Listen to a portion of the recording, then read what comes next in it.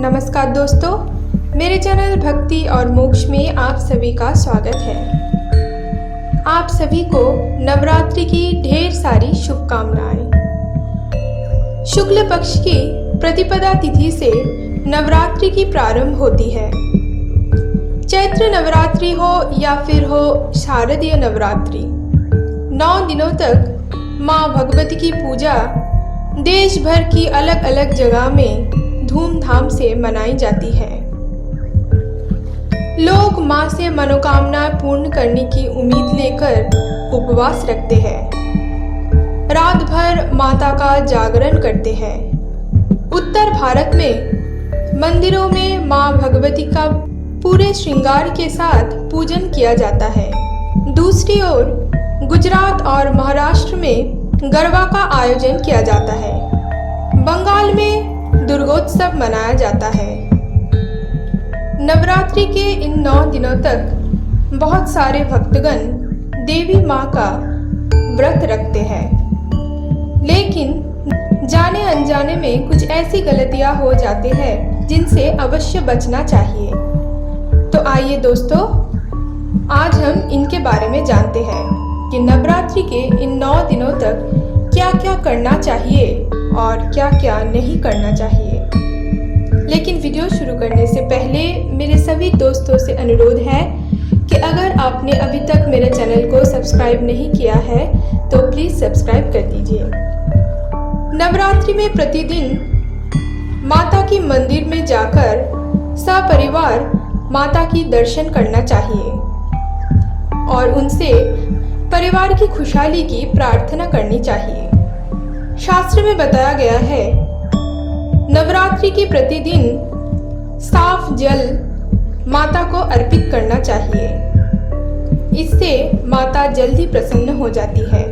नवरात्रि के इन 9 दिनों तक साफ सुथरे रहना चाहिए और स्वच्छता का पालन करना चाहिए। यदि आप अपने घर में ही हैं और बाहर कहीं नहीं जा रहे हैं तो आपको घर पर नंगे पैर रहना चाहिए।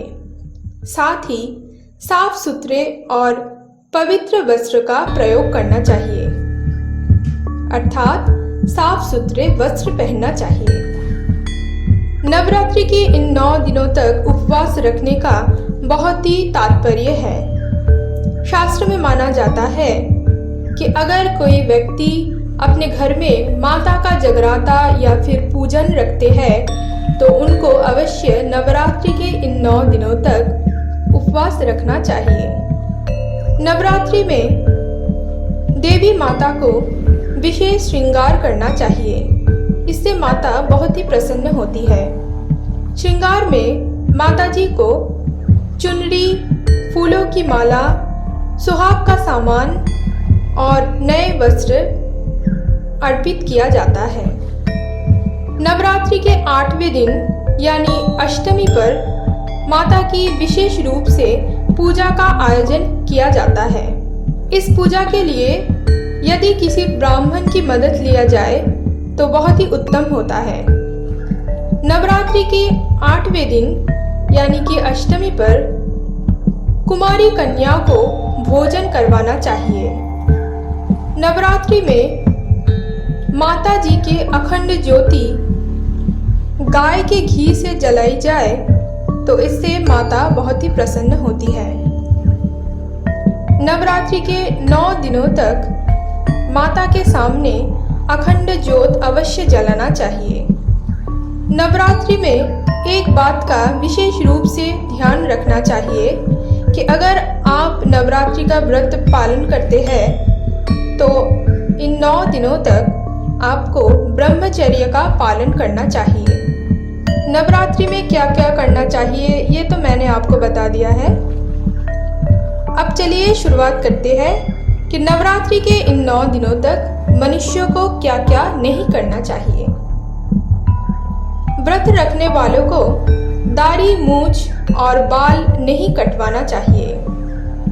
9 दिनों तक नाखून भी नहीं काटने चाहिए। अगर आप अपने घर में माता की पूजा करते हैं और इन 9 दिनों तक माता के सामने अखंड ज्योत जला रहे हो तो इन दिनों घर खाली नहीं छोड़ना चाहिए। नवरात्रि के इन 9 दिनों तक सात्विक भोजन करना चाहिए। इन 9 दिनों तक प्याज, लहसुन और नॉन-वेज नहीं खाना चाहिए, यानी कि मांस और मछली नहीं खाना चाहिए। इन दिनों रोज़ अपने घर को अच्छे से साफ सफाई करने चाहिए, क्योंकि ध्यान रहे कि आपके घर में 9 दिनों तक माता रहने वाली है, इसीलिए घर को साफ करके रखिए।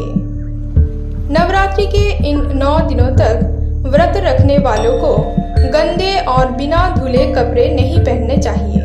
जो लोग नवरात्रि में माता की व्रत रखने वाले हैं, उन्हें बेल्ट, चप्पल, जूते, बैग जैसे कि चमड़ों की चीज़ों का इस्तेमाल नहीं करना चाहिए। नवरात्रि में व्रत रखने वालों को 9 दिनों तक नींबू नहीं काटना चाहिए।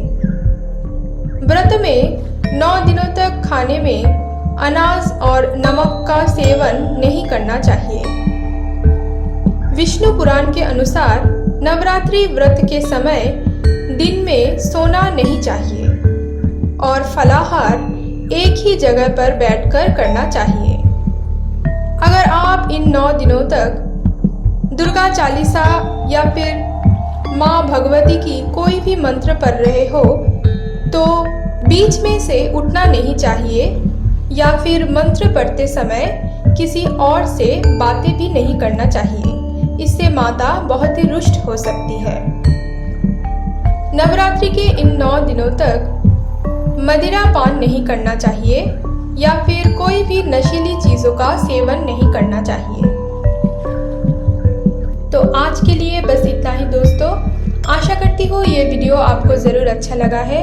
अगर वीडियो आपको अच्छा लगे तो प्लीज़ मेरे चैनल को सब्सक्राइब कर दीजिएगा और वीडियो को लाइक करना मत भूलिएगा।